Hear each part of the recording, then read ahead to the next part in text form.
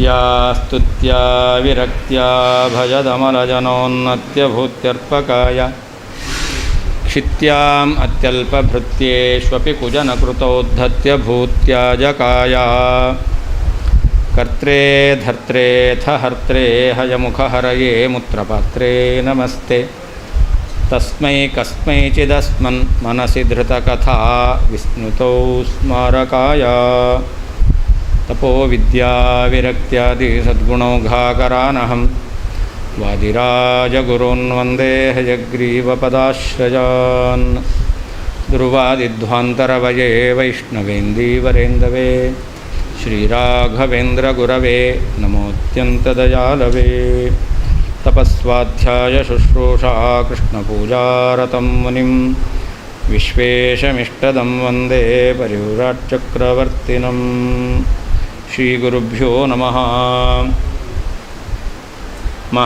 ಮಹದ್ಗುಣತ್ವಾತ್ M ಅನಂತಮಾಹುರಿತಿ ಚ ಸ್ಫುಟಂ ಯತೋ ಭಾಗವತೆ ಪ್ರೋಕ್ತಂ ತತೋಪ್ಯೇತದಸಂಗತಂ. ಭಾಗವತದಲ್ಲಿ ಭಗವಂತನನ್ನು ಗುಣತಃ ಅನಂತ ಅಂತ ಹೇಳಿದ್ದಾರೆ. ಭಗವಂತನ ಬಗ್ಗೆ ಮಹದ್ಗುಣತ್ವಾತ್ ಯಂ ಅನಂತಮಾಹುಹು ಅಂತ. ಪರಮಾತ್ಮನನ್ನು ಗುಣತಃ ಅವನು ಮಹತ್ ಗುಣತ ಯಾರು ಪರಮಾತ್ಮ ಗುಣತ್ವಾತ್ ಮಹದ್ಗುಣತ್ವಾತ್. ಮಹದ್ಗುಣತ್ವಾತ್ ಅಂದರೆ ಮಹಾಗುಣವುಳ್ಳವನಾಗಿದ್ದಾನೆ. ಮಹಾಗುಣ ಅಂತಂದರೆ ಗುಣಗಳಿಗೆ ಅವಧಿ ಇಲ್ಲ ಅಂತ. ಹೀಗೆ ಪರಮಾತ್ಮನನ್ನು ಗುಣತಃ ಅನಂತ ಎಂಬುದಾಗಿ ಭಾಗವತವು ಹೇಳಿದೆ. ಆದ್ದರಿಂದಾಗಿ ದೇಶತಃ ಅನಂತ, ಕಾಲತಃ ಅನಂತ, ಮೂರನೇದು ಯಾವ್ದು ತೆಗೆದುಕೊಳ್ಬೇಕು ಅಂತಂದರೆ ಗುಣತಃ ಅನಂತ ಅಂತ ತೆಗೆದುಕೊಳ್ಬೇಕು. ಹೊರತು ನೀವು ಹೇಳುವ ರೀತಿಯಲ್ಲಿ ಸಕಲ ವಸ್ತುತ್ಮಕತ್ವ, ಸಕಲ ಪದಾರ್ಥಗಳಿಂದ ಅಭೇದವನ್ನು ಹೇಳ್ತಕ್ಕಂತಹ ವಸ್ತ್ವಾನಂತ್ಯ ಅದು ಹೇಳ್ತಕ್ಕಂಥದ್ದು ಸರಿಯಲ್ಲ ಅಂತ ಅರ್ಥ. ಅದು ಅಸಂಗತ. ಯಾಕೆ ಭಾಗವತಕ್ಕೆ ವಿರೋಧ ಬರುತ್ತೆ. ಸಕಲ ವಸ್ತ್ವಾತ್ಮಕತ್ವವನ್ನು ಹೇಳಿಬಿಟ್ರೆ ಭಾಗವತ ಸಕಲ ವಸ್ತ್ವಾತ್ಮಕತ್ವವನ್ನು ಹೇಳಿಲ್ಲ, ಮತ್ತು ಗುಣತಃ ಅನಂತ್ಯವನ್ನು ಹೇಳಿದೆ.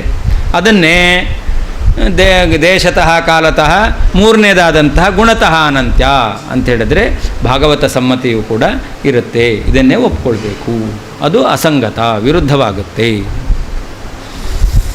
ಯತಃ ಯಾವ ಕಾರಣದಿಂದ ಭಾಗವತ ಗ್ರಂಥದಲ್ಲಿ ಸ್ಫುಟಂ ಸ್ಪಷ್ಟವಾಗಿ ಯಂ ಯಾವ ಪರಮಾತ್ಮನನ್ನು ಮಹದ್ಗುಣತ್ವಾತ್ ಸರ್ವಗುಣ ಸಂಪೂರ್ಣನಾದ್ದರಿಂದ ಅನಂತಂ ಅನಂತ ಎಂಬುದಾಗಿ ಆಹುಹು ಕರೆದಿದ್ದಾರೋ ಇತಿ ಈ ಕಾರಣದಿಂದಲೂ ಇತಿ ಎಂದು ಪ್ರೋಕ್ತಂ ಹೇಳಲ್ಪಟ್ಟಿದೆಯೋ ತಥೋಪಿ ಈ ಕಾರಣದಿಂದಲೂ ಏತತ್ ಈ ಸರ್ವವಸ್ತಾತ್ಮಕತ್ವ ಎಂಬತಕ್ಕಂಥ ಅರ್ಥವು ಅಸಂಗತಂ ಅಸಂಗತವಾದದ್ದು. ಯತಃ ಯಾವ ಕಾರಣದಿಂದ ಭಾಗವತ ಗ್ರಂಥದಲ್ಲಿ ಸ್ಫುಟಂ ಸ್ಪಷ್ಟವಾಗಿ ಯಂ ಯಾವ ಪರಮಾತ್ಮನನ್ನು ಮಹದ್ಗುಣತ್ವಾತ್ ಸರ್ವಗುಣ ಸಂಪೂರ್ಣನಾದ್ದರಿಂದ ಅನಂತಂ ಅನಂತ ಎಂಬುದಾಗಿ ಆಹುಹು ಹೇಳುತ್ತಾರೆ ಇತಿ ಎಂಬುದಾಗಿ ಪ್ರೋಕ್ತಂ ಹೇಳಲ್ಪಟ್ಟಿದೆಯೋ ತಥೋಪಿ ಆ ಕಾರಣದಿಂದಲೂ ಏತತ್ ಈ ಸರ್ವಾತ್ಮಕತ್ವವು ಅಸಂಗತಂ ಅಸಂಗತವಾದದ್ದು ಅಂತ ಶ್ರುತಿಯ ಭಾಗವತವೇ ಹೇಳಿದೆ. ಅನಂತ ಯಾಕೆ? ಗುಣತಃ ಅನಂತ ಅಂತ. ಪರಕೀಯಾರ್ಥೇ ದೋಷಾಂತರಂಚ ಆಹ. ಇತರರು ಹೇಳುವಂತಹ ವಸ್ತುತಃ ಭೇದರಾಹಿತ್ಯ ಎಂಬತಕ್ಕಂತಹ ಈ ಅರ್ಥವನ್ನು ಇಟ್ಕೊಂಡ್ರೆ ಇನ್ನೂ ಒಂದು ದೋಷ ಇದೆ, ಭಾಗವತ ವಿರೋಧ ಬರುತ್ತೆ ಅಂತ ಹೇಳ್ತಾ ಇದ್ದಾರೆ. ಯತಃ ಅಂದರೆ ಯಸ್ಮಾತ್, ತಥೋಪಿ ಅಂದ್ರೇನರ್ಥ? ಭಗವತಃ ಗುಣೈ ಅಂತರಹಿತತ್ವೇನ ಅನಂತಪದ ವಾಚ್ಯತ್ವೋಕ್ತೇ ಅಪಿ ಅಂತ ಅರ್ಥ. ಭಾಗವತದಲ್ಲಿ ಭಗವಂತನು ಗುಣಗಳಿಂದ ಅಂತರಹಿತತ್ವೇನ ಗುಣಗಳಿಂದ ಅಂತರಹಿತನಾಗಿದ್ದಾನೆ. ಆದ್ದರಿಂದಾಗಿ ಪರಮಾತ್ಮ ಅನಂತ ಪದವಾಚ್ಯನಾಗಿದ್ದಾನೆ ಎಂಬುದಾಗಿ ಹೇಳಿದ್ದಾರೆ. ಭಾಗವತದಲ್ಲಿ ಪರಮಾತ್ಮನನ್ನು ಗುಣತಃ ಅಂತರಹಿತನಾದ್ದರಿಂದಾಗಿ ಅನಂತ ಪದ ವಾಚ್ಯನಾಗಿದ್ದಾನೆ ಎಂಬುದಾಗಿ ಹೇಳಿರೋದ್ರಿಂದ ಅಂತ ಅರ್ಥ. ಏತತ್ ಅಂತಂದರೆ ವಸ್ತುತಃ ಅನಂತತ್ವಂ. ಇತರರೇನು ವಸ್ತುತಃ ಭೇದರಾಹಿತ್ಯ ಹೇಳ್ತಾ ಇದ್ದಾರಲ್ಲ ಅದು ಅಸಂಗತ ಅಂತ. ಅಯಂ ಆಶಯ ಅಂತ. ಒಟ್ಟು ತಾತ್ಪರ್ಯ ಏನು ಅಂತಂದರೆ ಅದನ್ನು ಹೇಳ್ತಾರೆ, ಅಂತತ್ರಯ ಶೂನ್ಯತ್ವಂ ಅನಂತತ್ವಂ ಇತಿ ಆವಯೋ ಉಭಯೋ ಸಮ್ಮತಂ. ಮೂರು ರೀತಿಯಾದ ಅಂತ ಇಲ್ಲ ಅನ್ನೋದು ಇಬ್ಬರಿಗೂ ಸಮ್ಮತ. ಅನಂತ ಶಬ್ದ ಇದೆ, ಅನಂತ ಶಬ್ದಕ್ಕೆ ಅಂತ ಇಲ್ಲ ಅಂತ ಅರ್ಥ, ಅಂತರಹಿತ ಅಂತ ಅರ್ಥ. ಯಾವ ರೀತಿಯಾದ ಅಂತರಹಿತ ಇಲ್ಲ ಅಂದರೆ ಮೂರು ವಿಧವಾದ ಅಂತ ಇಲ್ಲ ಅನ್ನೋದು ಇಬ್ಬರಿಗೂ ಕೂಡ ಸಮ್ಮತವಾದದ್ದು. ಆ ಮೂರು ಯಾವುದು ಅನ್ನೋದು ಪ್ರಶ್ನೆ ಇದೆ. ಮೂರು ರೀತಿಯಾದ ಅಂತರಾಹಿತ್ಯ ಎಂಬತಕ್ಕಂಥದ್ದು, ಅನಂತ ಶಬ್ದದ ಅರ್ಥ ಎಂಬತಕ್ಕಂಥದ್ದು ಇಬ್ಬರಿಗೂ ಸಮ್ಮತವಾದದ್ದು. ಅಂತತ್ರಯ ಶೂನ್ಯತ್ವಂ ಅನಂತತ್ವಮಿತಿ ಆವಯೋ ಉಭಯೋರಪಿ ಸಮ್ಮತಂ ಅಂತ. ದೇಶಕಾಲಯೋಶ್ಚ ಕಾಲಾನಂತ್ಯಂ ದೇಶಾನಂತ್ಯಂ ಇತಿ ದ್ವಿಪ್ರಕಾರತಾಪಿ ಸಂಪ್ರತಿಪನ್ನೈವ ಅಂತ. ದೇಶಕಾಲಗಳಲ್ಲಿಯೂ ಕೂಡ ಕಾಲಾನಂತ್ಯ ದೇಶಾನಂತ್ಯ ಎಂಬತಕ್ಕಂತಹ ಎರಡು ಪ್ರಕಾರ ಇದೆ. ದೇಶಕ್ಕೆ ಕಾಲಾನಂತ್ಯ ಇದೆ, ಕಾಲಕ್ಕೆ ದೇಶಾನಂತ್ಯ ಇದೆ. ಹೌದು, ದೇಶವು ಎಲ್ಲ ಕಾಲದಲ್ಲಿದೆ, ಕಾಲವು ಎಲ್ಲ ದೇಶದಲ್ಲಿದೆ. ಆದ್ದರಿಂದಾಗಿ ದೇಶಕ್ಕೆ ಕಾಲಾನಂತ್ಯ ಇದೆ, ಕಾಲಕ್ಕೆ ದೇಶಾನಂತ್ಯ ಇದೆ. ಇದನ್ನು ಅವರೂ ಒಪ್ಪಿದ್ದಾರೆ, ನಾವು ಒಪ್ಪಿದ್ದೇವೆ, ಒಪ್ಪಲೇಬೇಕಾದದ್ದು. ದೇಶಕಾಲಯೋಶ್ಚ, ದೇಶಕಾಲಗಳಲ್ಲಿಯೂ ಕೂಡ ಕಾಲಾನಂತ್ಯಂ ದೇಶಾನಂತ್ಯಂಚೈತಿ ದ್ವಿಪ್ರಕಾರತಾ ಅಂತ. ಕಾಲತಃ ಅನಂತತ್ವ ಅಂತರಾಹಿತ್ಯ, ದೇಶತಃ ಅಂತರಾಹಿತ್ಯ ಎಂಬುದಾಗಿ ಇದು ಎರಡು. ಇದನ್ನು ಕೂಡ ಇಬ್ಬರೂ ಒಪ್ಪಿದ್ದೇವೆ. ಹಾಗಾದರೆ ಮೂರನೇದೀಗ ದೇಶತಃ ಅನಂತ್ಯವನ್ನು ಇಬ್ಬರೂ ಒಪ್ಪಿದ್ದೇವೆ, ಕಾಲತಃ ಅನಂತ್ಯವನ್ನು ಇಬ್ಬರೂ ಒಪ್ಪಿದ್ದೇವೆ. ತೃತೀಯ ಪ್ರಕಾರೋಕ್ತ ಭಾಗವತ ವಾಕ್ಯಾನುಸಾರೇಣ ಗುಣಾನಂತ್ಯಮೇವ ವಕ್ತುಂ ಉಚಿತಂ. ಮೂರನೇದು ಯಾವುದು ಹೇಳಬೇಕು? ವಸ್ತುತಃ ಅಂತರಾಹಿತ್ಯವನ್ನು ಹೇಳಬೇಕು, ಗುಣತಃ ಅಂತರಾಹಿತ್ಯವನ್ನು ಹೇಳಬೇಕು ಅಂತಂದರೆ ಅದಕ್ಕೆ ಹೇಳ್ತಾರೆ ಗುಣತಃ ಅಂತರಾಹಿತ್ಯವನ್ನು ಹೇಳಬೇಕು, ವಸ್ತುತಃ ಅಂತರಾಹಿತ್ಯವನ್ನು ಹೇಳಬಾರದು. ಯಾಕೆ ಅಂತಂದರೆ ಅದಕ್ಕೆ ತೃತೀಯ ಪ್ರಕಾರಶ್ಚ, ಮೂರನೇ ಪ್ರಕಾರ ಯಾವುದಿಟ್ಕೊಳ್ಬೇಕು ಅಂತಂದರೆ ಉಕ್ತ ಭಾಗವತ ವಾಕ್ಯಾನುಸಾರೇಣ ಮಹದ್ಗುಣತ್ವಾದ್ ಯಮನಂತಮಾಹುಹು ಎಂಬುದಾಗಿ ಪರಮಾತ್ಮನಲ್ಲಿ ಸಕಲ ಗುಣಗಳು ಇರುವುದರಿಂದ ಅನಂತ ಎಂಬುದಾಗಿ ಹೇಳ್ತಾರೆ ಎಂಬುದಾಗಿ ಭಾಗವತ ಹೇಳ್ತಾ ಇದೆ. ಅನಂತ ಶಬ್ದದ ಅರ್ಥವನ್ನು ಸರ್ವಗುಣಪೂರ್ಣತ್ವ ಇರೋದರಿಂದ ಆ ಶಬ್ದವಾಚ್ಯತ್ವ ಎಂಬುದಾಗಿ ಭಾಗವತವೇ ಉಲ್ಲೇಖ ಮಾಡ್ತಾ ಇದೆ. ಆದ್ದರಿಂದಾಗಿ ಗುಣಾನಂತ್ಯವನ್ನೇ ಮೂರನೇ ರೀತಿಯಾದ ಅನಂತ್ಯ ಅಂತ ಹೇಳಬೇಕು, ಹೊರತು ವಸ್ತುತಃ ಅನಂತ್ಯ ಅಂತ ಹೇಳಬಾರದು. ಗುಣಾನಂತ್ಯಮೇವ ವಕ್ತುಂ ಉಚಿತಂ ನತು ಸ್ವಕಪೋಲಕಲ್ಪಿತಂ ವಸ್ತುತಃ ಅನಂತತ್ವಂ. ನೀವೇನು ವಸ್ತುತಃ ಅನಂತತ್ವ ಅಂತ ಹೇಳ್ತಾ ಇದ್ದೀರಾ, ಇದಕ್ಕೆ ಯಾವ ಪ್ರಮಾಣವೂ ಇಲ್ಲ. ಇದು ನೀವೇ ನಿಮ್ಮ ಬುದ್ಧಿಯಲ್ಲಿ ಕಲ್ಪನೆ ಮಾಡಿಕೊಂಡು ಹೇಳಿದ್ದು. ಸ್ವಕಪೋಲ ಕಲ್ಪಿತ, ನಿಮ್ಮ ತಲೆಯಲ್ಲಿ ಇದನ್ನು ಕಲ್ಪನೆ ಮಾಡಿಕೊಂಡು ಹೇಳ್ತಾ ಇದ್ದಾರೆ, ಇದಕ್ಕೆ ಆಧಾರ ಇಲ್ಲ. ನಾವು ಹೇಳ್ತಾ ಇದ್ದೇವೆ ಗುಣತಃ ಅನಂತತ್ವ, ಅದಕ್ಕೆ ಭಾಗವತದ ಆಧಾರ ಇದೆ. ಮಹಚ್ಛಬ್ದಸ್ಯ ಅಂತೆ ಆಕಾರೇಣ ವಿಕಾರಾಭಾವಃ ತದರ್ಥಸ್ಯ ಮಹತ್ವಸ್ಯಾಪಿ ಅಂತೆ ಸಾವಧಿಕತ್ವರೂಪ ಅಭಾವಜ್ಞಾಪನಾರ್ಥಂ ಅಗುಣೇತಿ ಪದಚ್ಛೇದ ಭ್ರಮನಿಗ ನಿವಾರಣಾರ್ಥಂಚ ಅಂತ. ಇಲ್ಲಿ ಮಹದ್ಗುಣತ್ವಾತ್ ಅಂತಿದೆ, ವ್ಯಾಕರಣ ರೀತಿಯಲ್ಲಿ ಮಹಾಗುಣತ್ವಾತ್ ಅಂತ ಆಗಬೇಕು. ಆದಿದೇವೋ ಮಹಾದೇವ, ಅಲ್ಲಿ ಮಹಾನ್ಶ್ಚಾಸೌ ದೇವಶ್ಚ ಮಹಾದೇವ ಆಗುತ್ತೆ. ಹಾಗೆ ಮಹಾಂತಶ್ಚತೆ ಗುಣಾಶ್ಚ ಮಹಾಗುಣ ಆಗಬೇಕು. ಇಲ್ಲಿ ಮಹದ್ಗುಣ ಅಂತ ಹೇಳಿದ್ದಾರೆ. ಮಹದ್ಗುಣ ಯಾಕೆ ಅಂತಂದರೆ ಅದಕ್ಕೆ ಕಾರಣವನ್ನು ಹೇಳ್ತಾ ಇದ್ದಾರೆ. ಮಹಾಗುಣ ಅಂತ ಹೇಳಿಬಿಟ್ರೆ ವಿಕಾರ ಇತ್ತು, ಮಹತ್ ಎಂಬತಕ್ಕಂಥ ಶಬ್ದಕ್ಕೆ ವಿಕಾರ ಬಂತು, ಶಬ್ದಕ್ಕೆ ವಿಕಾರ ಬಂದು ಮಹಾ ಅಂತಾಯಿತು ಅಂತ. ಅದರಿಂದ ಅಲ್ಲಿ ಮಹಶಬ್ದಸ್ಯ ಅಂತೆ ಆಕಾರೇಣ ಮಹಾ ಅಂತ ಆಗಿಬಿಟ್ಟಿದ್ರೆ ಆ ಆಕಾರ ಎಂಬತಕ್ಕಂಥದ್ದು ಏನಾಗ್ತಾ ಇತ್ತು ಅಂತಂದರೆ ವಿಕಾರ ಇದೆ ಅಂತ ತೋರಿಸ್ತಿತ್ತು. ಆದರೆ ಮಹತ್ ಶಬ್ದವನ್ನು ಹೇಳಿದ್ದಾರೆ, ಅದರಿಂದ ವಿಕಾರ ಇಲ್ಲ ಅನ್ನೋದನ್ನು ತೋರಿಸ್ತಾ ಇದ್ದಾರೆ. ಮಹತ್ ಎಂಬಲ್ಲಿ ಕೊನೆ ತಕಾರ ಇದೆಯಲ್ಲ, ಅತು ಎಂಬತಕ್ಕಂಥದ್ದಕ್ಕೆ ಆಕಾರ ಬರುತ್ತೆ ಅಂತ. ಮಹತ್ ಎಂಬಲ್ಲಿ ಅತು ಇದೆಯಲ್ಲ, ಅದಕ್ಕೆ ಅದು ಹೋಗಿ ಆಕಾರ ಬರುತ್ತೆ.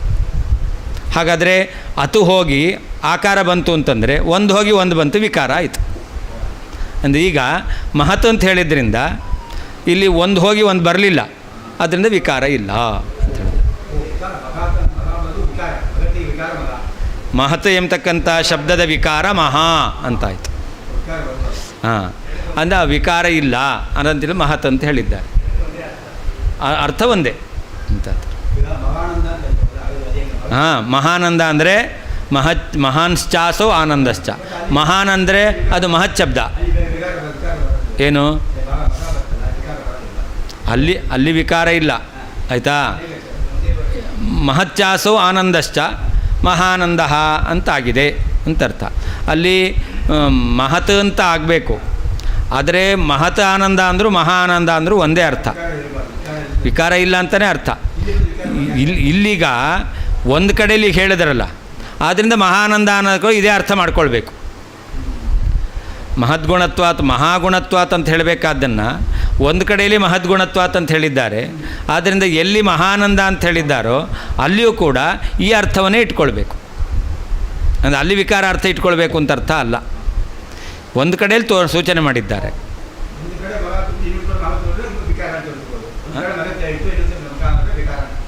ಎಲ್ಲಿಯಾದರೂ ಹಾಗಿದ್ದರೆ ಹಾಂ ಹಾಂ ಈ ಅರ್ಥವನ್ನೇ ಇಟ್ಕೊಳ್ಬೇಕು ಅಂತ. ಹೌದು ಹೌದು. ಹಾಂ, ಅದೇ ಮಹದ್ಗುಣ ಅಂತಂದರೆ ಅದು ವಿಶಿಷ್ಟವಾದ ಪ್ರಯೋಗ, ಉದ್ದೇಶಪೂರ್ವಕವಾಗಿ ಪ್ರಯೋಗ ಮಾಡಿರೋದು. ವ್ಯಾಕರಣ ರೀತಿಯಲ್ಲಿ ಮಹಾಗುಣ ಅಂತ ಆಗಬೇಕು. ವ್ಯಾಕರಣ ರೀತಿಯಲ್ಲಿ ಆಗಬೇಕಾದಂಥ ಪ್ರಯೋಗವನ್ನು ಬಿಟ್ಟು ಈ ರೀತಿಯಲ್ಲಿ ಪ್ರಯೋಗ ಮಾಡಲಿಕ್ಕೆ ಒಂದು ಕಾರಣ ಇದೆ, ಅದನ್ನು ಹೇಳ್ತಾ ಇದ್ದಾರೆ. ತದರ್ಥಸ್ಯ ಮಹತ್ವಸ್ಯಾಪಿ ಅಂತೆ ಸಾವಧಿಕತ್ವರೂಪ ವಿಕಾರಾಭಾವ ಜ್ಞಾಪನಾರ್ಥಂ. ಅಲ್ಲಿ ಮಹತ್ ಶಬ್ದಕ್ಕೆ ವಿಕಾರ ಬಂದು ಮಹಾ ಅಂತ ಆಗಬೇಕಾಗಿತ್ತು, ಆವಾಗ ಅಲ್ಲಿ ವಿಕಾರ ಇದೆ ಅಂತ. ಹಾಗೆ ಇಲ್ಲಿಯೂ ಕೂಡ ಅಂತ ಎಂಬತಕ್ಕಂಥದ್ದು ಇದೆಯಲ್ಲ, ಆ ಗುಣಗಳಿಗೆ ವಿಕಾರ ಅಂದ್ರೇನು? ಅವಧಿ. ಆ ಅವಧಿ ಇದೆ ಅಂತ ಆಗ್ತಿತ್ತು. ಮಹತ್ ಶಬ್ದಕ್ಕೆ ಒಂದು ವೇಳೆ ವಿಕಾರ ಇದೆ ಅಂತ ಆಗಿಬಿಟ್ಟಿದ್ರೆ ಹಾಗೆ ಮಹಾ ಅಂತ ಆಗ್ತಿತ್ತು. ಹಾಗೆ ಮಹತ್ ಶಬ್ದದಿಂದ ಸೂಚಿತವಾದದ್ದು ಏನು ಮಹತ್ವ ಇದೆಯಲ್ಲ, ಅದಕ್ಕೂ ಅವಧಿ ಅಂತ ಇದೆ ಅಂತ ಆಗ್ಬಿಡ್ತಿತ್ತು. ಅಂದರೆ ಮಹತ್ ಶಬ್ದದಿಂದ ಸೂಚಿತವಾಗಿರ್ತಕ್ಕಂಥ ಮಹತ್ವಕ್ಕೆ ಅವಧಿ ಇಲ್ಲ, ಅಂದರೆ ಅನಂತ ಅಂತ ಅರ್ಥ ಬರುತ್ತೆ. ಹಾಂ ಹಾಂ ಹಾಂ ಹಾಂ, ಶ್ರೇಷ್ಠ ಅಲ್ಲ, ಅವಧಿರಹಿತ ಅಂತ ಅರ್ಥ. ಆದ್ದರಿಂದ ಮಹತ್ವಸ್ಯಾಪಿ ಅಂತೆ ಸಾವಧಿಕತ್ವರೂಪ ವಿಕಾರಾಭಾವ. ಆ ಮಹತ್ವಕ್ಕೂ ಕೂಡ ಸಾವಧಿಕೀಯ, ಅದಕ್ಕೊಂದು ಅವಧಿ ಇದೆ, ಒಂದು ಮಿತಿ ಇದೆ ಎಂಬತಕ್ಕಂಥದ್ದೇ ವಿಕಾರ. ಆ ವಿಕಾರ ಇಲ್ಲ ಅನ್ನೋದು ತೋರಿಸ್ಲಿಕ್ಕೋಸ್ಕರ ಮಹದ್ಗುಣತ್ವ ಅಂತ ಹೇಳಿದ್ದಾರೆ. ಅಥವಾ ಇನ್ನೊಂದು ಮಹಾಗುಣ ಅಂತ ಮಾಡಬೇಕು, ಮಹಾ ಅಗುಣ ಅಂತಲೂ ಮಾಡಿಬಿಡ್ಬೋದು. ಮಹಾಗುಣ ಅನ್ನೋದಕ್ಕೆ ಮಹಾ ಅಗುಣ ಅಂತ, ಅಗುಣೇತಿ ಪದಚ್ಛೇದ ಬ್ರಹ್ಮ ನಿವಾರಣಾರ್ಥಂ. ಮಹಾಗುಣ ಅನ್ನೋದಕ್ಕೆ ಮಹಾನಂದ ಎಂಬಲ್ಲಿ ಮಹಾ ಆನಂದ ಅಂತಲೇ ಮಾಡಬೇಕು, ಅಲ್ಲಿ ಸಮಸ್ಯೆ ಇಲ್ಲ. ಮಹಾಗುಣ ಅನ್ಬೇಕಾದ್ರೆ ಅವರು ಅಗುಣ ಅಂತ ಹೇಳ್ತಾರೆ, ನಿರ್ಗುಣ ಅಂತ ಹೇಳ್ತಾರೆ. ಹಾಗಾದರೆ ಮಹಾಗುಣ ಅನ್ನೋಕ್ಕೆ ಮಹಾ ಅಗುಣ ಅಂತ ಮಾಡ್ಬೋದು. ಹಾಗಾದರೆ ಮಹಾಗುಣ ಎಂಬತಕ್ಕಂತಹ ಶಬ್ದದಲ್ಲಿ ಮಹಾ ಅಗುಣ ಎಂಬುದಾಗಿ ಪದಚ್ಛೇದ ಮಾಡಬಹುದಕ್ಕಂಥ ಭ್ರಮ ಇದೆ, ಭ್ರಮ ಬರುತ್ತೆ, ಅದಕ್ಕೆ ಅವಕಾಶ ಇರಬಾರ್ದು ಅಂಥೇಳಿ ವೇದವ್ಯಾಸದೇವರು ಏನು ಹೇಳಿದ್ದಾರೆ? ಮಹದ್ಗುಣತ್ವಾತ್ ಅಂತ ಹೇಳಿದ್ದಾರೆ ಅಂತ. ಹಾಂ, ಅದಕ್ಕೋಸ್ಕರ ಮಹದ್ಗುಣತ್ವಾತ್ ಅಂತ ಹೇಳಿದ್ದಾರೆ. ಆ ಮಹತ್ವದಲ್ಲಿ ಸಾವಧಿಕತ್ವ ಇಲ್ಲ, ಅದೊಂದರ್ಥ, ವಿಕಾರ ಇಲ್ಲ ಅಂತ. ಎರಡನೇದು ಮಹಾ ಅಗುಣ ಅಂತ ಪದವಿಭಾಗ ಮಾಡಬಾರ್ದು.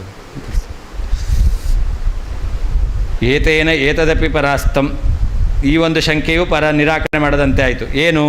ಪರೋಕ್ತ ವಸ್ತುತಃ ಅನಂತತ್ವಸ್ಯ ವಿರುದ್ಧತ್ವೇಪಿ ಗುಣತಃ ಅನಂತತ್ವವತ್ ಸಕಲವಸ್ತ್ವಾಧಾರತೆಯ ಭಗವತಿ ವಸ್ತುತಃ ಅನಂತತ್ವಮೇವ ಕುತಃ ನೋಕ್ತಂ ಇತಿ ಭಾಗವತೋಕ್ತಸ್ಯ ಗುಣಾನಂತ್ಯಸ್ಯ ಅವಶ್ಯಂ ಸಂಗ್ರಾಹ್ಯತ್ವಾತ್ ಅಂತ.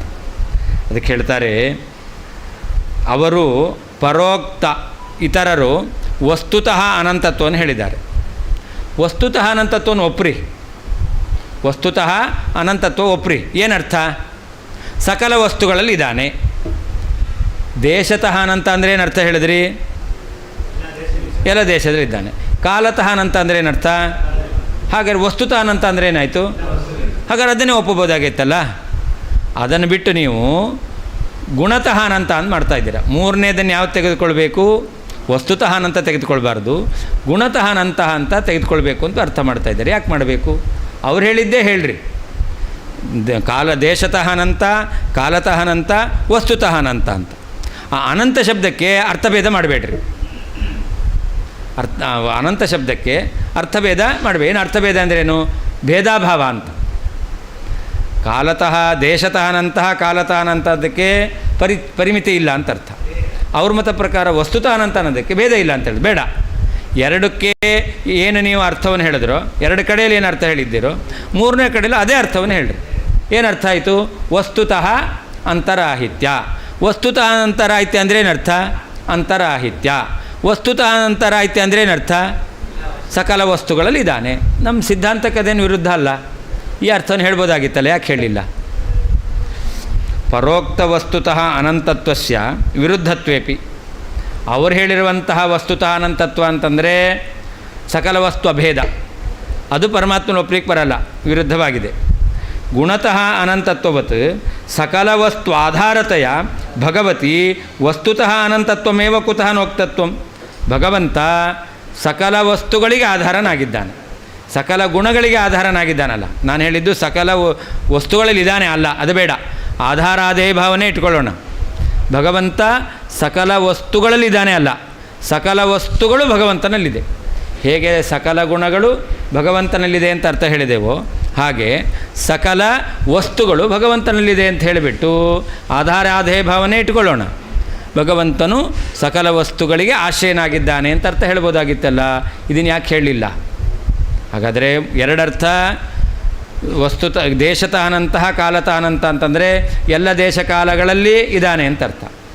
ವಸ್ತುತಃ ಅನಂತ ಅಂತಂದರೆ ಎಲ್ಲ ವಸ್ತುಗಳು ಪರಮಾತ್ಮನಲ್ಲಿದೆ. ಅವ್ರು ಹೇಳುವ ಅರ್ಥ ಬೇಡ. ಅವ್ರು ಹೇಳುವ ಅರ್ಥ ಸಕಲ ವಸ್ತುಗಳಿಂದ ಅಭಿನ್ನನಾಗಿದ್ದಾನೆ, ಅದು ಒಪ್ಪಲಿಕ್ಕೆ ಬರಲ್ಲ, ವಿರೋಧ ಬರುತ್ತೆ. ಆದರೆ ಭಗವಂತನು ಸಕಲ ವಸ್ತುಗಳಿಗೆ ಆಶ್ರಯನಾಗಿದ್ದಾನೆ ಎಂಬತಕ್ಕಂಥ ಅರ್ಥವನ್ನು ಹೇಳ್ಬೋದಲ್ಲ, ಇದನ್ನು ಯಾಕೆ ಸ್ವೀಕಾರ ಮಾಡಲಿಲ್ಲ? ಅಲ್ಲ, ಶಬ್ದವನ್ನು ಮಾತ್ರ ಸ್ವೀಕಾರ ಮಾಡೋದು. ಅದಕ್ಕೆ ಸಕಲ ವಸ್ತುಗಳಿಗೆ ಪರಮಾತ್ಮ ಆಶ್ರಯನಾಗಿದ್ದಾನೆ ಅಂತ ಅರ್ಥ ಮಾಡಿಬಿಟ್ಟಿದ್ರೆ ಮಹದ್ವ ಗುಣತ್ವಾತ್ ಯಮನಂತ ಮಾಹು ಎಂಬುದಾಗಿ ಭಾಗವತ ಏನು ಅನಂತ ಗುಣವತ್ವೇನ ಅವನಿಗೆ ಅನಂತ ಶಬ್ದವಾಚ್ಯತ್ವವನ್ನು ಹೇಳಿದ್ದಾರೆ, ಅದನ್ನು ಬಿಟ್ಟಂತೆ ಆಗ್ತಿತ್ತು. ಅದಾಗಬಾರ್ದು ಅಂಥೇಳಿ ಏನು ಹೇಳಿದ್ದಾರೆ? ಅವರು ಹೇಳುವ ವಸ್ತುತ ಎಂಬತಕ್ಕಂಥ ಶಬ್ದವನ್ನು ಸ್ವೀಕಾರ ಮಾಡದೆ ಆ ಸ್ಥಾನದಲ್ಲಿ ಗುಣತಃ ಎಂಬತಕ್ಕಂಥ ಭಾಗವತೋಕ್ತವಾದಂತಹ ಶಬ್ದವನ್ನು ಇಟ್ಟುಕೊಂಡು ಆ ಗುಣತಃ ಅನಂತ್ಯವನ್ನು ಹೇಳಿದ್ದು ಅಂತ. ಏತೇನ ಏತದಪಿ ಪರಾಸ್ತಮಂತ. ಏತತ್ ಅಂದರೆ ಯಾವುದು? ವಸ್ತುತಃ ಅನಂತ ಅಂತ ಅವರೇನು ಹೇಳಿದ್ದಾರೆ, ಆ ವಸ್ತುತಃ ಅನಂತವನ್ನು ಇಟ್ಕೊಳ್ಳೋಣ. ಅದಕ್ಕೇನರ್ಥ? ಸಕಲ ವಸ್ತುಗಳಿಗೆ ಆಧಾರನಾದವನು ಪರಮಾತ್ಮ. ಸಕಲ ಗುಣಗಳಿಗೆ ಆಧಾರ ಹೇಗೋ ಸಕಲ ವಸ್ತುಗಳಿಗೆ ಆಧಾರನಾದವನು ಪರಮಾತ್ಮ ಅಂತ ಅರ್ಥ ಹೇಳ್ಬೋದಲ್ಲ. ಏತದಪಿ ಪರಾಸ್ತಂ, ಇದು ಕೂಡ ನಿರಾಕರಣೆ ಮಾಡದಂತೆ ಆಯಿತು. ಯಾಕೆ?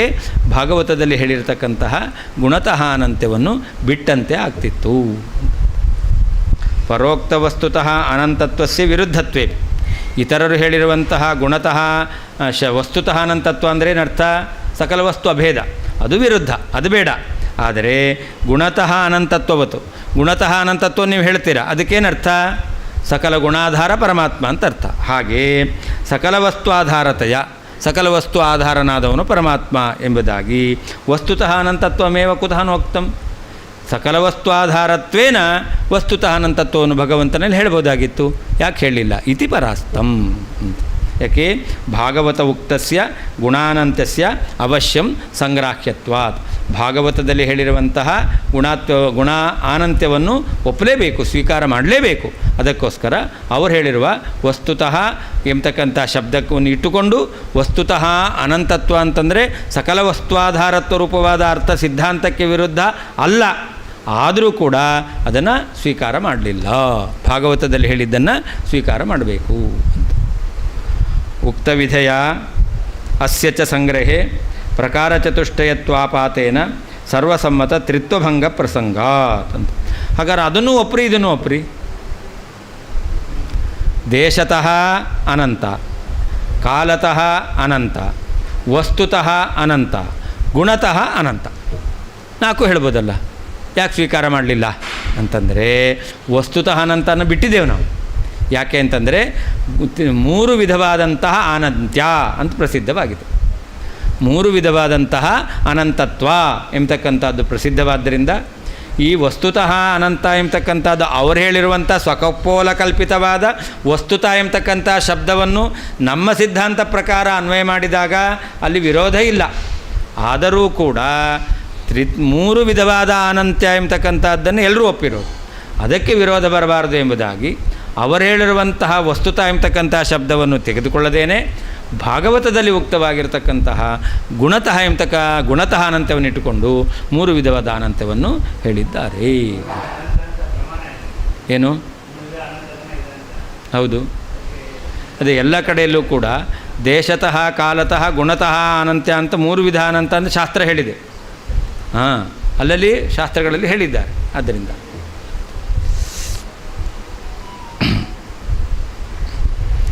ಉಕ್ತ ವಿಧೆಯ ಅಸ್ಯ ಚ ಸಂಗ್ರಹೆ, ಹಿಂದೆ ಹೇಳಿದ ರೀತಿಯಲ್ಲಿ ವಸ್ತುತಃ ಅನಂತತ್ವ ಅಂತಂದರೆ ಆವಾಗ ಸಕಲ ವಸ್ತುಗಳಿಗೆ ಆಧಾರನಾಗಿದ್ದಾನೆ ಅಂತ ಸ್ವೀಕಾರ ಮಾಡಿದರೆ ಪ್ರಕಾರ ಚತುಷ್ಟಯತ್ವಾಪಾತೇನ 4 ಪ್ರಕಾರ ಅಂತ ಆಗ್ತಿತ್ತು. ಆವಾಗ ಸರ್ವಸಮ್ಮತ ತ್ರಿತ್ವ ಭಂಗ ಪ್ರಸಂಗಾತ್, ಎಲ್ರಿಗೂ ಅಭಿಮತವಾಗಿರ್ತಕ್ಕಂತಹ 3 ವಿಧವಾದಂತಹ ಅನಂತತ್ವ ಅದನ್ನು ಬಿಡಬೇಕಾಗುತ್ತೆ.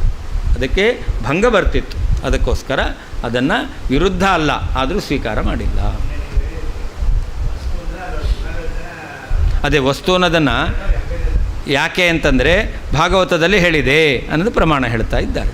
ಅಂದರೆ ವಸ್ತುತಃ ಅನಂತತ್ವ ಅಂತಂದರೆ ಗುಣತಃ ಅನಂತತ್ವ ಅಂತಲೇ ಅರ್ಥ ಅದಕ್ಕೆ. ವಸ್ತುತಃ ಅನಂತತ್ವ ಅಂತ ಇನ್ನೊಂದು ರೀತಿಯಲ್ಲಿ ಅರ್ಥ ಮಾಡಲಿಕ್ಕೆ ಬರುತ್ತೆ, ಅದನ್ನು ಇಟ್ಕೊಳ್ಬಾರದು. ಯಾಕೆ ತ್ರಿತ್ವಭಂಗ ಬರುತ್ತೆ. ಅರ್ಥದ್ವಯೇನ ಸಂದೇಹ ತೃತೀಯೇರ್ಥೇ ಹಿ ಸಂಶಯ ಅತೋ ವಿಶಿಷ್ಯತಂ ವ್ಯಾಸಃ ನಿರ್ಣಯಾನ್ವರ್ಣಯತ್. ವೇದವ್ಯಾಸದೇವರು ಮಹದ್ಗುಣತ್ವಾತ್ ಯಮನಂತಮಾಹುಹು ಅಂತ ಗುಣತಃ ಅನಂತ್ಯವನ್ನು ಮಾತ್ರ ಕೀರ್ತನೆ ಮಾಡಿದ್ದಾರೆ. ಆದರೆ ಅದೇ ಪರಮಾತ್ಮನಿಗೆ ದೇಶತಃ ಅನಂತ್ಯ, ಕಾಲತಃ ಅನಂತ್ಯ ಇದೆ. ಅದನ್ನು ವೇದವ್ಯಾಸದೇವರು ಹೇಳಲಿಲ್ಲ. ಯಾಕೆ ಹೇಳಲಿಲ್ಲ? ಅದಕ್ಕೆ ಉತ್ತರ ಕೊಡ್ತಾ ಇದ್ದಾರೆ. ಅರ್ಥದ್ವಯೇನ ಸಂದೇಹ, ದೇಶತಃ ಅನಂತ್ಯ ಇದೆ, ಕಾಲತಃ ಅನಂತ್ಯ ಇದೆ ಎಂಬತಕ್ಕಂಥ ವಿಷಯದಲ್ಲಿ ಯಾರಿಗೂ ಸಂದೇಹ ಇಲ್ಲ. ತತ್ವವಾದಿಗಳಿಗೂ ಮಾಯಾವಾದಿಗಳಿಗೂ ವಿವಾದ ಬಂದಾಗ 2 ವಿಧವಾಗಿರ್ತಕ್ಕಂಥ ಅನಂತ್ಯ ವಿಷಯದಲ್ಲಿ ಸಂದೇಹ ಇಲ್ಲ. ಹಾಗಾದರೆ ಎಲ್ಲಿ ಸಂದೇಹ? ತೃತೀಯೇ ಅರ್ಥೇ ಸಂಶಯ ಅಂತ. ವಸ್ತುತಃ ಅನಂತತ್ವವನ್ನು ಹೇಳಬೇಕು, ಗುಣತಃ ಅನಂತತ್ವವನ್ನು ಹೇಳಬೇಕು ಅಂತ ಸಂಶಯ ಬಂತು. ಅವರು ವಸ್ತುತಃ ಅನಂತತ್ವವನ್ನು ಹೇಳ್ತಾರೆ, ನಾವು ಗುಣತಃ ಅನಂತತ್ವವನ್ನು ಹೇಳ್ತೇವೆ. ಹಾಗಾದರೆ ಅವ್ರು ಹೇಳಿದ್ದನ್ನು ಒಪ್ಪಬೇಕು, ನಾವು ಹೇಳಿದ್ದನ್ನು ಒಪ್ಪಬೇಕು ಅಂತ ಸಂದೇಹ ಬಂತು. ಅದಕ್ಕೆ ವೇದವ್ಯಾಸದೇವರು ಅವರೇನು ಮಾಡಿದ್ದಾರೆ? ನಿರ್ಣಯಾಯ ಅನ್ವವರ್ಣಯತ್, ನಿರ್ಣಯ ಮಾಡಬೇಕು. ಅದಕ್ಕೋಸ್ಕರ ಏನು ಹೇಳಿದರು? ವಿಶಿಷ್ಯ ಅಂತ ವಿಶೇಷವಾಗಿ ಮಹದ್ಗುಣತ್ವಾತ್ ಎಂಬುದಾಗಿ ಹೇಳುವ ಮೂಲಕ ಗುಣತಃ ಅನಂತ್ಯವನ್ನು ವೇದವ್ಯಾಸದೇವರು ನಿರ್ಣಯ ಮಾಡಿ ಹೇಳಿದ್ದಾರೆ. ಹಾಗಾದರೆ ಯಾವುದನ್ನು ಒಪ್ಪಬೇಕು? 3 ವಿಧವಾದ ಅನಂತ್ಯ ಅಂತಂದರೆ ವಸ್ತುತಃ ಅನಂತತ್ವ ಅಂತ ಹೇಳಲಿಕ್ಕೆ ಬರುತ್ತೆ, ಅದನ್ನು ಬಿಡಬೇಕು. ಸಿದ್ಧಾಂತಕ್ಕೆ ವಿರುದ್ಧ ಇಲ್ಲ ಅಂತಾದರೂ ಕೂಡ ಅದನ್ನು ಬಿಟ್ಟು ವೇದವ್ಯಾಸದೇವರು ಹೇಳಿದ್ದಾರೆ ಎಂಬುದಾಗಿ ಗುಣತಃ ಅನಂತ್ಯವನ್ನೇ ಸ್ವೀಕಾರ ಮಾಡಬೇಕು. ವಿಶೇಷವಾಗಿ ಅಂತ ಮಹದ್ಗುಣತ್ವಾತ್ ಯಮನಂತಮಹವು ಎಂಬುದಾಗಿ ಈ ರೀತಿಯಾದಂತಹ ಅರ್ಥವನ್ನು ವಿವರಣೆ ಮಾಡಿದ್ದಾರೆ. 2 ಹೇಳಿಲ್ಲ. ದೇಶತಃ ಅನಂತವನ್ನು ವಿವರಣೆ ಮಾಡಲಿಲ್ಲ, ಕಾಲತಃ ಅನಂತತ್ವವನ್ನು ವಿವರಣೆ ಮಾಡಲಿಲ್ಲ, ಗುಣತಃ ಅನಂತತ್ವವನ್ನು ಹೇಳಿದ್ದಾರೆ. ಅದು ವಿಶೇಷ ಆಯಿತು. ಹೇಳಿಲ್ಲ, ಅವರು ಹೇಳಿಲ್ಲ. ಅದು ಅರ್ಥದ್ವಯೇ ದೇಶತಃ ಅನಂತತ್ವ ಮತ್ತು ಕಾಲತಃ ಅನಂತತ್ವ ಎಂಬ ಈ 2 ವಿಷಯದಲ್ಲಿ ಸಂದೇಹ ಸಂದೇಹ ಇಲ್ಲ. ತೃತೀಯ ಅರ್ಥೆ, 3ನೇ ಅರ್ಥದಲ್ಲಿ ಸಂಶಯ, ವಸ್ತುತಃ ಅನಂತತ್ವವೋ ಗುಣತಃ ಅನಂತತ್ವ ಎಂಬತಕ್ಕಂತಹ ಸಂಶಯ ಇದೆ. ಅತಃ ಆದ್ದರಿಂದ ನಿರ್ಣಯಾಯ ಆ ಮೂರನೇ ಅರ್ಥವನ್ನು ನಿರ್ಣಯ ಮಾಡಲಿಕ್ಕೋಸ್ಕರ ವ್ಯಾಸ ವೇದವ್ಯಾಸ ದೇವರು ವಿಶಿಷ್ಯ ವಿಶೇಷವಾಗಿ ತಮ್ ಆ ಮೂರನೇ ಅರ್ಥವನ್ನು ಅನ್ವವರ್ಣಯತ್ ಮಹದ್ಗುಣತ್ವಾತ್ ಯಮನಂತಮಾಹು ಎಂಬುದಾಗಿ ಗುಣತಃ ಅನಂತವನ್ನೇ ವರ್ಣನೆ ಮಾಡಿದ್ದಾರೆ. ಅರ್ಥದ್ವಯೇ ದೇಶತಃ ಅನಂತತ್ವ ಕಾಲತಃ ಅನಂತತ್ವ ಈ ಎರಡು ಅರ್ಥದಲ್ಲಿ ಸಂದೇಹ ನ ಸಂದೇಹ ಇಲ್ಲ. ತೃತೀಯ ಅರ್ಥೆ ಮೂರನೇ ಅರ್ಥದಲ್ಲಿ ಸಂಶಯ ವಸ್ತುತಃ ಅನಂತತ್ವವನ್ನು ಇಟ್ಕೊಳ್ಬೇಕು ಗುಣತಃ ಅನಂತತ್ವವನ್ನು ಇಟ್ಕೊಳ್ಬೇಕು ಎಂಬುದಾಗಿ ಸಂದೇಹ ಇದೆ. ಅತಃ ಈ ರೀತಿಯಾಗಿ ಸಂದೇಹ ಇರುವುದರಿಂದ ನಿರ್ಣಯ ಮಾಡಲಿಕ್ಕೋಸ್ಕರ ಮೂರನೇ ಅರ್ಥ ಯಾವುದು ಎಂಬುದಾಗಿ ನಿರ್ಣಯ ಮಾಡಲಿಕ್ಕೋಸ್ಕರ ವ್ಯಾಸ ವೇದವ್ಯಾಸದೇವರು ವಿಶೇಷವಾಗಿ ಮಹದ್ಗುಣತ್ವಾತ್ ಯಮನಂತಮಹು ಎಂಬುದಾಗಿ ಅನ್ವವರ್ಣಯತ್ ವಿವರಣೆಯನ್ನು ಮಾಡಿದ್ದಾರೆ.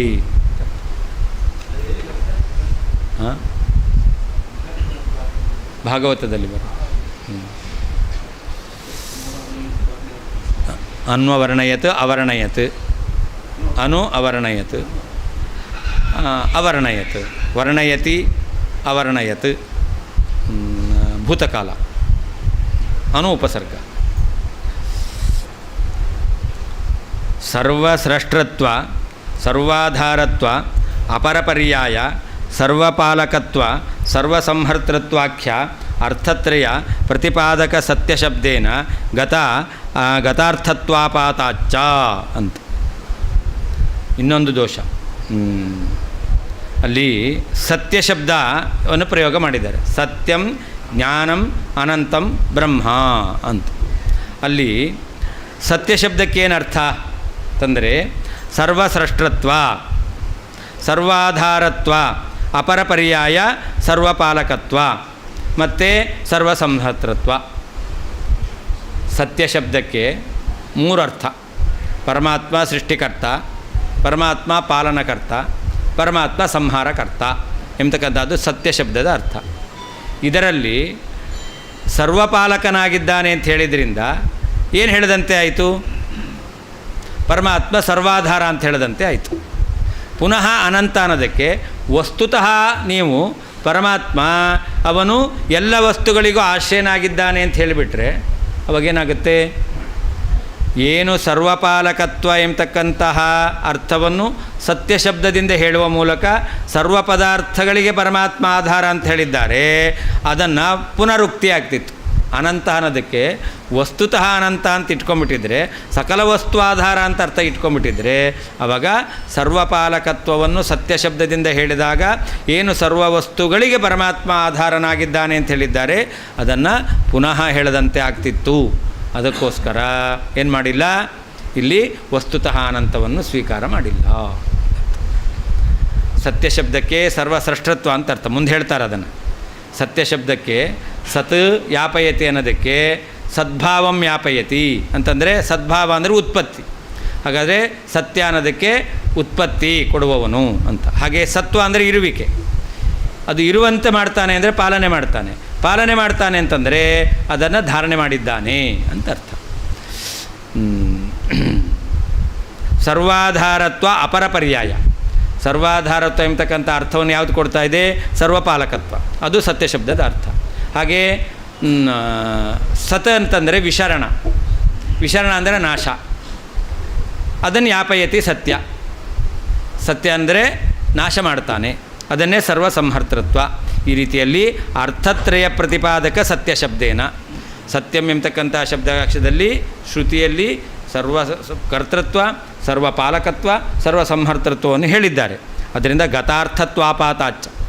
ವಸ್ತುತಃ ಪರಮಾತ್ಮ ಅನಂತನಾಗಿದ್ದಾನೆ ಅನ್ನೋದಕ್ಕೆ ನೀವು ಸಕಲ ವಸ್ತು ಆಧಾರ ಅಂತ ಅರ್ಥ ಮಾಡ್ಕೊಂಡ್ಬಿಟ್ರೆ ಸತ್ಯ ಶಬ್ದದಿಂದ ಸರ್ವಪಾಲಕತ್ವವನ್ನು ಹೇಳಿರೋದ್ರಿಂದ ಸರ್ವವಸ್ತು ಆಧಾರತ್ವವನ್ನು ಹೇಳದಂತೆ ಆಯಿತು. ಪುನಃ ಹೇಳದಂತೆ ಆಗ್ತಾಯಿತ್ತು, ಪುನರುಕ್ತಿ ಬರ್ತಾಯಿತ್ತು. ಅದಕ್ಕೋಸ್ಕರ ಸರ್ವ ವಸ್ತು ಆಧಾರ ಎಂಬತಕ್ಕಂತಹ ವಸ್ತುತಃ ಅನಂತ್ಯವನ್ನು ಮೂರನೇ ಅನಂತ್ಯವಾಗಿ ಸ್ವೀಕಾರ ಮಾಡಬಾರದು. ಗುಣತಃ ಅನಂತ್ಯವನ್ನೇ ಸ್ವೀಕಾರ ಮಾಡಬೇಕು.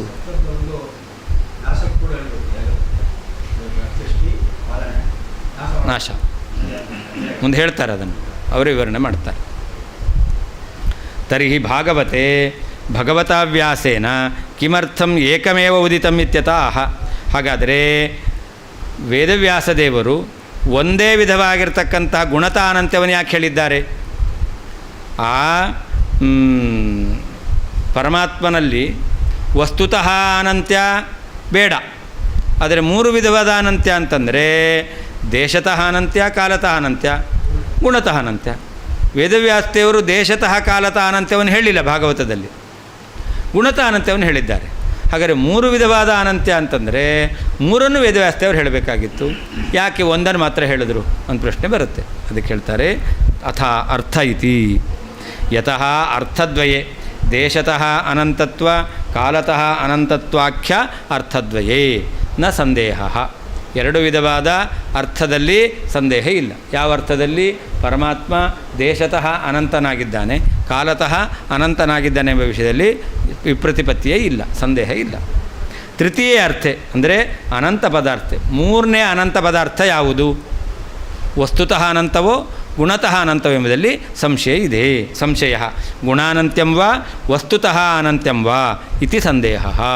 ಮೂರನೇ ಅನಂತತ್ವ ವಸ್ತುತಃ ಅನಂತತ್ವವನ್ನು ಇಟ್ಕೊಳ್ಬೇಕು, ಗುಣತಃ ಅನಂತತ್ವವನ್ನು ಇಟ್ಕೊಳ್ಬೇಕು ಅಂತ ಸಂದೇಹ ಇದೆ. ಅತಃ ಅಂದರೆ ವಾದಿ ವಿವಾದ ಸದ್ಭಾವಾತ್. ಅವರು ವಸ್ತುತಃ ಅನಂತ ಅಂತ ಹೇಳ್ತಾರೆ, ನಾವು ಗುಣತಃ ಅನಂತ ಅಂತ ಹೇಳ್ತೇವೆ. ಹೀಗೆ ವಾದಿಗಳಲ್ಲಿ ವಿವಾದ ಇದೆ ಅಂತ. ತಂ ಗುಣಾನಂತ್ಯ ರೂಪಾರ್ಥಂ ಅಂತ ಯಾವುದನ್ನು ಇಟ್ಕೊಳ್ಬೇಕು? ತಂ ವಿಶಿಷ್ಯ ವ್ಯಾಸ. ತಮ್ ಅಂತಂದರೆ ಗುಣತಃ ಅನಂತ್ಯ ಎಂಬತಕ್ಕಂಥ ಅರ್ಥ.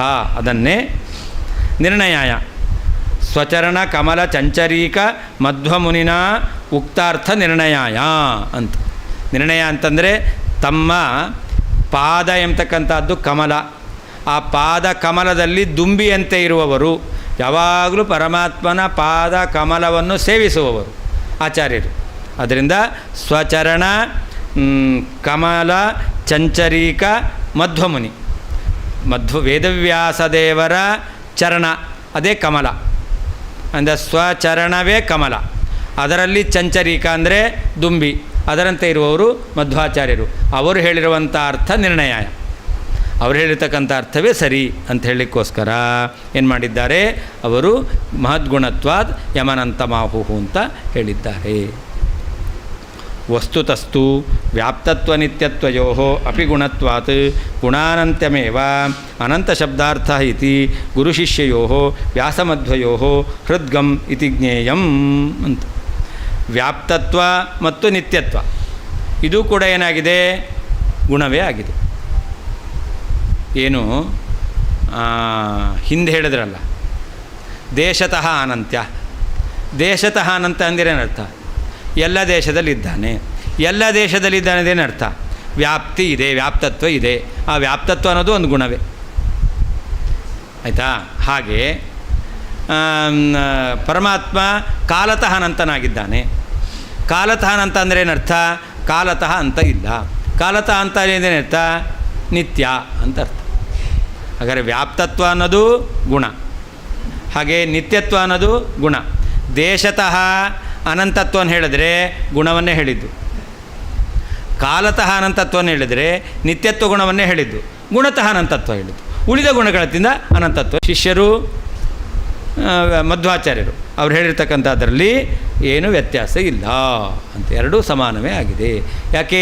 ವೇದವ್ಯಾಸದೇವರು ಒಂದೇ ಹೇಳಿದಾರಲ್ಲ, ಒಂದೇ ಹೇಳಿದ್ದಾರೆ ಅಂತಂದರೆ ಗುಣಾನಂತ್ಯವನ್ನು ಒಂದೇ ಹೇಳಿದ್ದಾರೆ.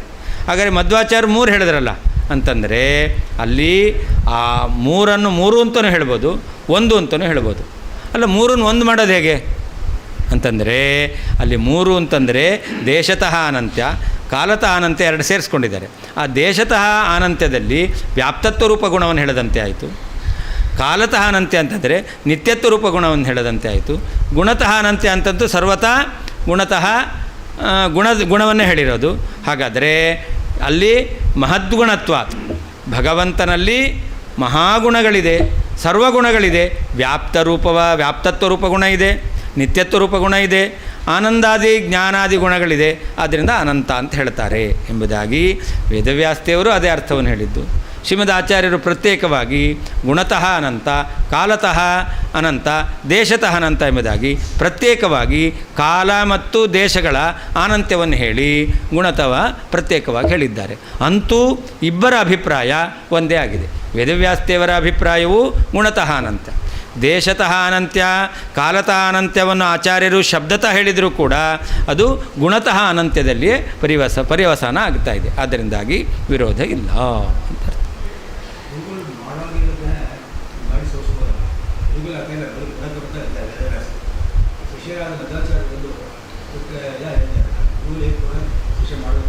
ಹೌದು,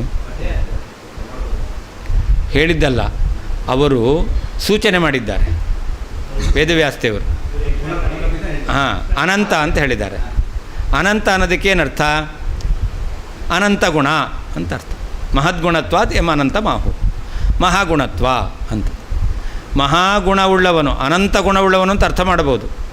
ಆದರೆ ಆಚಾರ್ಯ ಏನು ಮಾಡಿದ್ರು ಅಂತಂದರೆ ಮಹಾಗುಣವುಳ್ಳವನು ಅಂತ ಅರ್ಥವನ್ನು ಸ್ವೀಕಾರ ಮಾಡಿದ್ರು. ಅದರ ಜೊತೆಯಲ್ಲಿ ನಮಗೆ ಇನ್ನೂ ಸ್ಪಷ್ಟವಾಗಿ ತಿಳಿಲಿ ಅಂತಂದರೆ ದೇಶತಃ ಅಂತ ಇಲ್ಲ, ಕಾಲತಃ ಅಂತ ಇಲ್ಲ ಅನ್ನೋದನ್ನು ಬಿಡಿಸಿ ತೋರಿಸಿದ್ರು.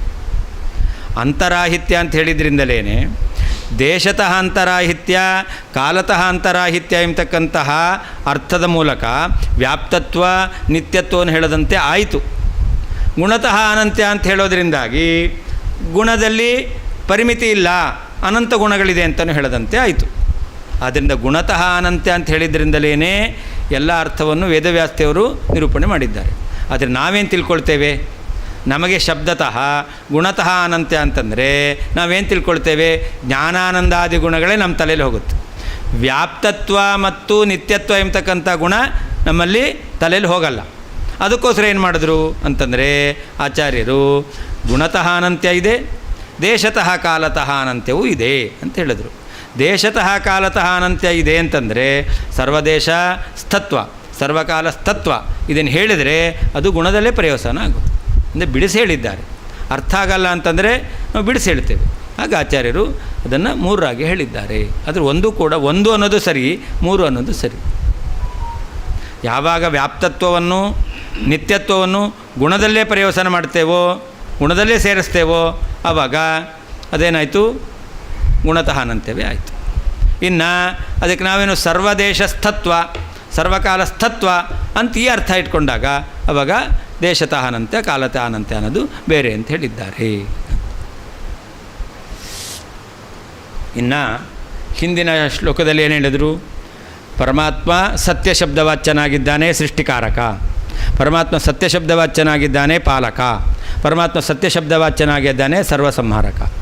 ಆ ಅರ್ಥ ಹೇಗೆ ಬರುತ್ತೆ ಅಂತ ಇಲ್ಲಿ ಅವ್ರು ಹೇಳಿದ್ದು ವಸ್ತುತಃ ಅನಂತ್ಯ ಎಂಬತಕ್ಕಂಥದ್ದು ಇತರ ಮತವಾದಿಗಳು ಹೇಳಿದ್ದನ್ನು ಅದೇ ಶಬ್ದದಿಂದ ನಾವು ಸ್ವೀಕಾರ ಮಾಡಿದರೆ ಅದನ್ನು ಸತ್ಯ ಶಬ್ದದಿಂದ ಉಕ್ತವಾಗಿತ್ತು.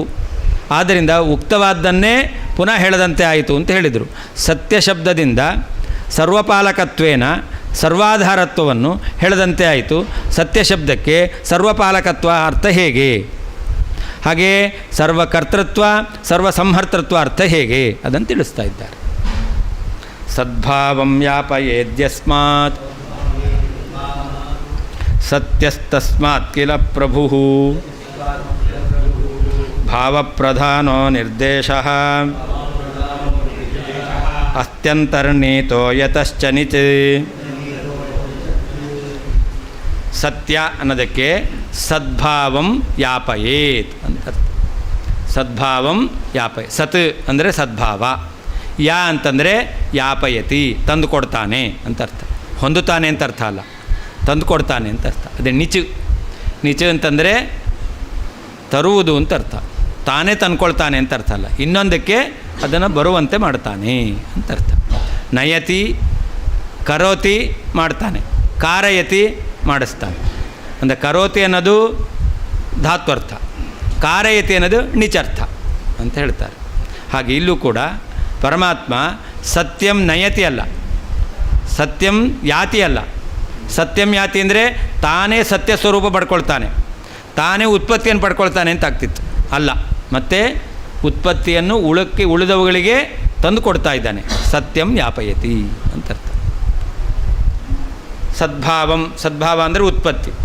ಯಸ್ಮಾತ್ ಸದ್ಭಾವಂ ಯಾಪಯೇತ್, ಎಲ್ಲ ಪದಾರ್ಥಗಳಿಗೆ ಉತ್ಪತ್ತಿಯನ್ನು ಭಗವಂತ ತಂದುಕೊಡ್ತಾ ಇದ್ದಾನೋ ಆದ್ದರಿಂದ ಪ್ರಭು ಪರಮಾತ್ಮನು ಸತ್ಯ, ಅವನು ಸತ್ಯ ಶಬ್ದ ವಾಚ್ಯನಾಗಿದ್ದಾನೆ.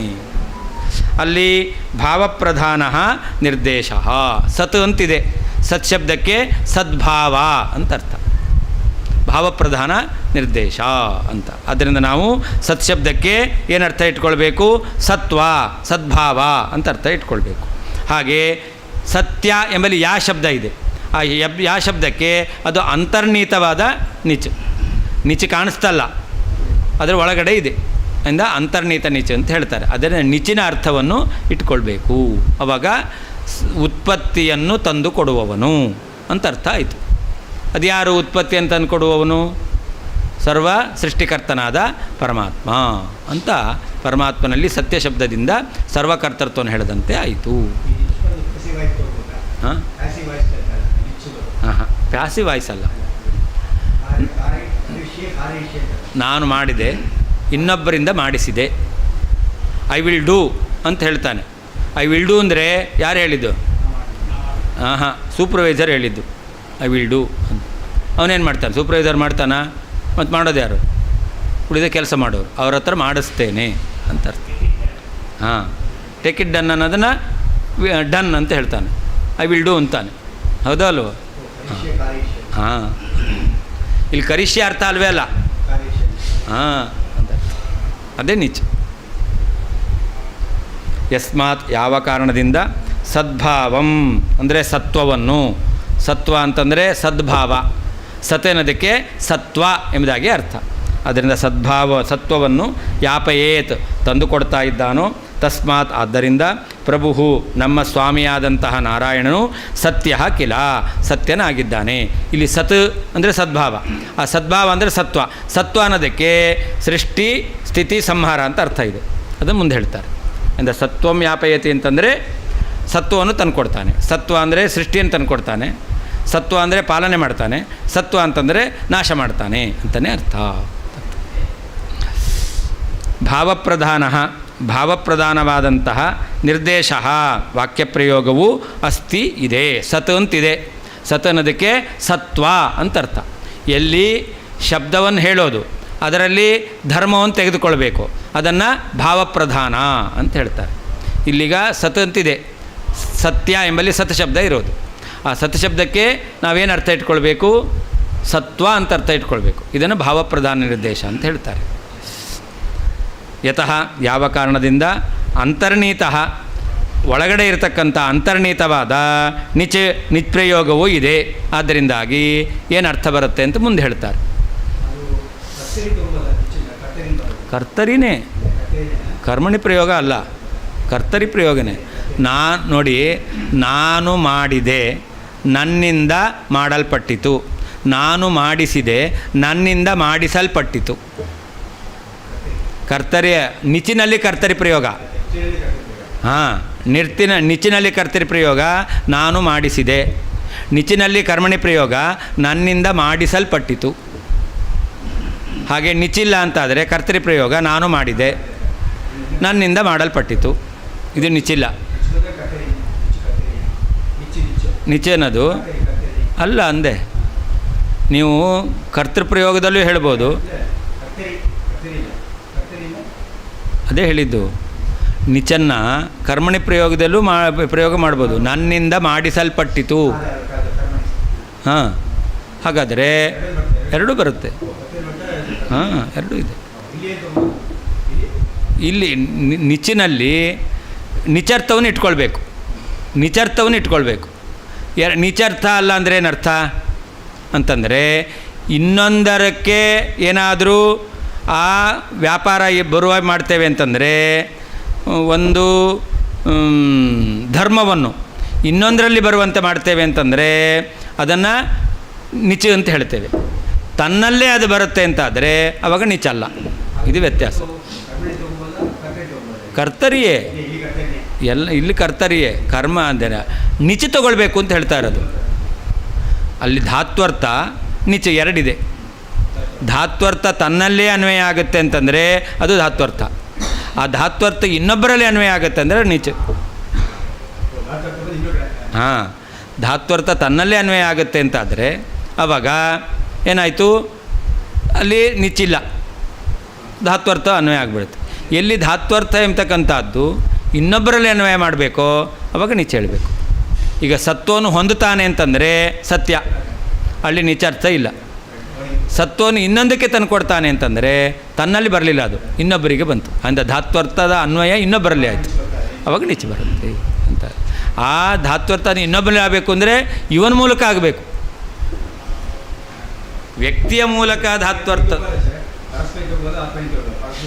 ಹಾಂ, ಪರರಿಗೆ ಹಾಂ ಇಲ್ಲ, ಯಾವಾಗಲೂ ನಿಚ್ಚಿದೆಯಲ್ಲ ಅದು ಪರಸ್ಮೈ ಪದದಲ್ಲೇ ಇರುತ್ತೆ ಹೆಚ್ಚು. ಹಾಂ, ಯಾಕೆ ಇನ್ನೊಬ್ಬರಿಗೆ ಆಗೋದು ಅದು. ಹಾಂ ಹಾಂ.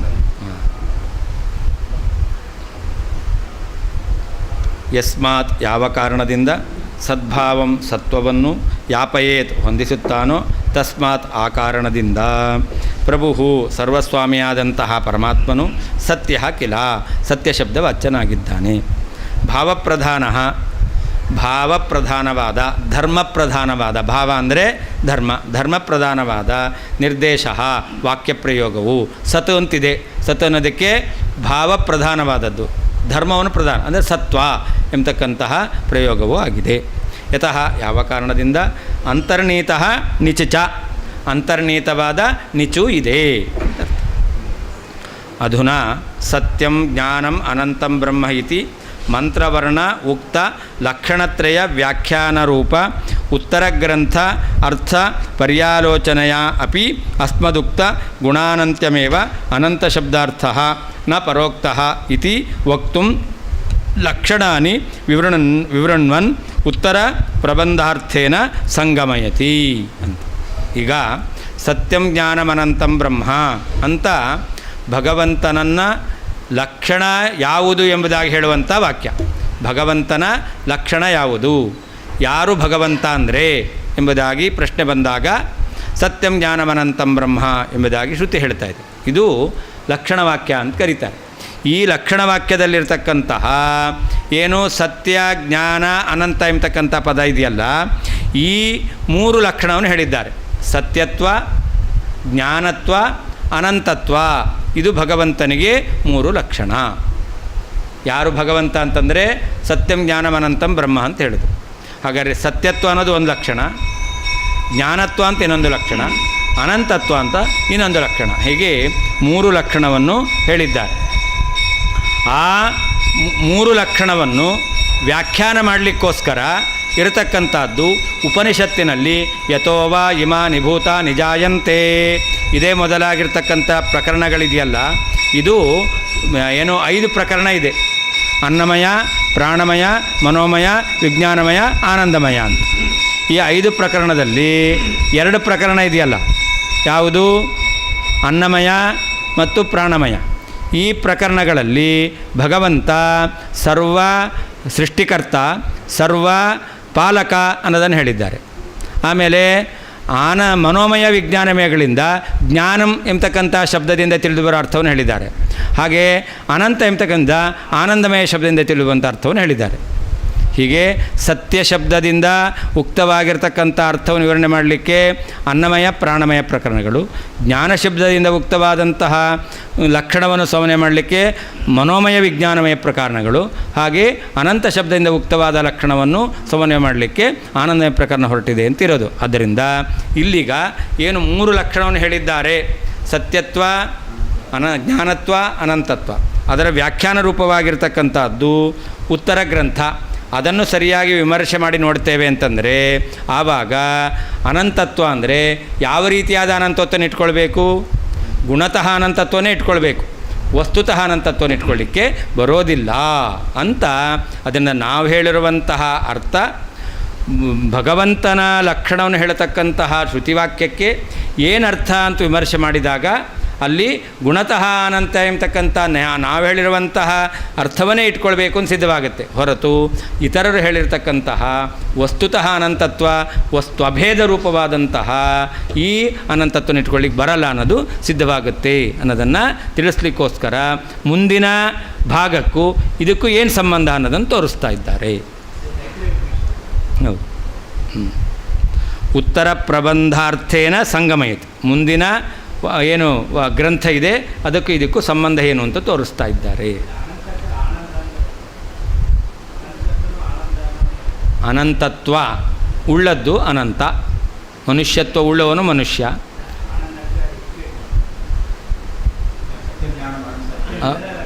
ಆನಂದ ಆನಂದ ಅನ್ನೋದು ಗುಣ, ಗುಣತಃ ಅನಂತ. ಆನಂದ ಅನ್ನೋದು ಗುಣ ಅಂತ ಆದ್ದರಿಂದ ಗುಣತಃ ಅನಂತತ್ವವನ್ನು ಆನಂದಮಯ ಪ್ರಕರಣದಲ್ಲಿ ಹೇಳ್ತಾ ಇದ್ದಾರೆ. ಸತಃ ಭಾವ ಸದ್ಭಾವ, ಅಲ್ಲಿ ಸದ್ಭಾವಂ ಅಂತಿದೆಯಲ್ಲ, ಸತಃ ಭಾವ ಅಂತ ಪದಾರ್ಥಗಳ ಧರ್ಮ ಸತ್, ಅದರ ಧರ್ಮ ಯಾವುದು? ಸತ್ವ. ಅದು ಅರ್ಥ ಆಗುತ್ತೆ. ಉತ್ಪತ್ತಿ ಅಂತಲೂ ಅರ್ಥ, ನಾಶ ಅಂತಲೂ ಅರ್ಥ. ಸದ್ಭಾವ ಅನ್ನೋದಕ್ಕೆ ನಾಶ ಅಂತಲೂ ಅರ್ಥ. ಅದು ಹೇಗೈತೆ ಅಂದರೆ ಸತ್ ಅಂತಿದೆಯಲ್ಲ ಅದಕ್ಕೆ ವಿಶರಣ ಅಂತ ಅರ್ಥ. ವಿಶರಣ ಅಂದರೆ ನಾಶ. ಹಾಗಾದರೆ ಸತ್ ಅನ್ನೋಕ್ಕೆ ಸತ್ವ ಅಂದರೆ ನಾಶ ಅಂತ ಅರ್ಥ. ಸತ್ ಅಂತಂದರೆ ಸತ್ ಭಾವ, ಸತ್ ಅಂತಂದರೆ ಅಸ್ತಿತ್ವ ಅಂತ ಅರ್ಥ. ಹಾಂ, ಘಟ ಇರಲಿಲ್ಲ, ಈಗ ಘಟಕ್ಕೆ ಇರುವಿಕೆ ಬಂತು. ಹಾಂ, ವಸ್ತು ಅಂದರೆ ಅದಕ್ಕೆ ಸತ್ವ, ಮಗು ಇದೆ, ಹುಡ್ತು, ಆಮೇಲೆ ಇರುವಂತೆ ಮಾಡಿದ್ದು ಸತ್ವ, ಜೀವನ, ಅದು ಪಾಲನ. ಅಂದರೆ ಸತ್ವ ಅನ್ನೋದಕ್ಕೆ ಎರಡರ್ಥ, ಉತ್ಪತ್ತಿ ಅಂತನೂ ಅರ್ಥ, ಪಾಲನೆ ಅಂತನೂ ಅರ್ಥ. ಹಾಗೆ ಸತ್ವ ಅನ್ನೋದಕ್ಕೆ ನಾಶ ಅಂತನೂ ಅರ್ಥ, ವಿಶರಣ ಅಂತ ಅರ್ಥ. ಇದು ಅದು ಮುಂದೆಲ್ಲ ಹೇಳ್ತಾರೆ ಅವರೇನೆ. ಹಾಂ, ಸತ್ವ ಅಂದರೆ ನಿತ್ಯ ಅಂತನೂ ಅರ್ಥ. ಇರೋದು ಅಂದರೆ ಏನರ್ಥ? ಯಾವಾಗಲೂ ಇರೋದಾಗುತ್ತೆ, ಯಾವಾಗಲೂ ಇರೋದಾಗುತ್ತೆ. ಯಾವಾಗಲೂ ಇರೋದು ನಾವೆಲ್ಲ, ಯಾವಾಗಲೂ ಇರೋದು ಪರಮಾತ್ಮ ಅಂದರೆ ಇರುವಿಕೆಯನ್ನು. ಆ ಇರುವಿಕೆ ಎರಡು ವಿಧ ಅಂದಾದರೆ. ಅಂದರೆ ಸತಃ ಭಾವ ಸದ್ಭಾವ. ಸತ್ವ ಅದರ ಧರ್ಮ, ಭಾವ ಅಂದರೆ ಧರ್ಮ ಅಂತ ಅರ್ಥ. ಸತ್ವಿನ ಧರ್ಮ ಅಂದರೆ ಸತ್ವ ಅಂತಾಯಿತು. ಅದಕ್ಕೇನರ್ಥ? ಸೃಷ್ಟಿ ಇತ್ಯರ್ಥ ಅಂತ.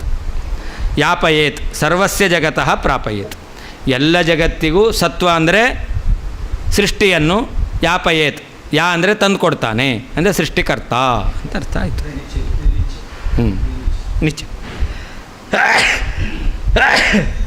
ನಾರಾಯಣ. ತಸ್ಮಾತ್ ಹಾಂ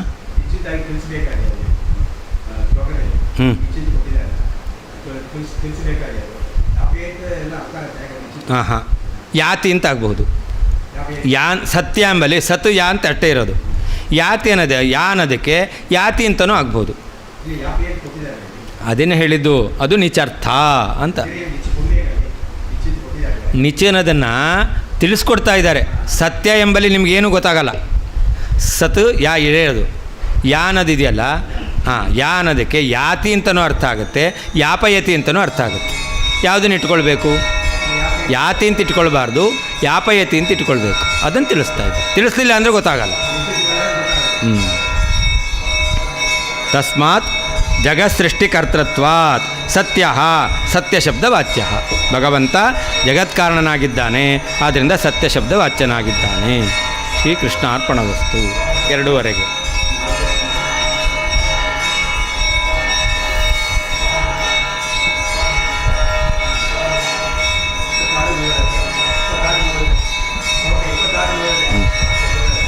ಇಲ್ಲ, ಅದು ಇದಾಗಬೇಕು.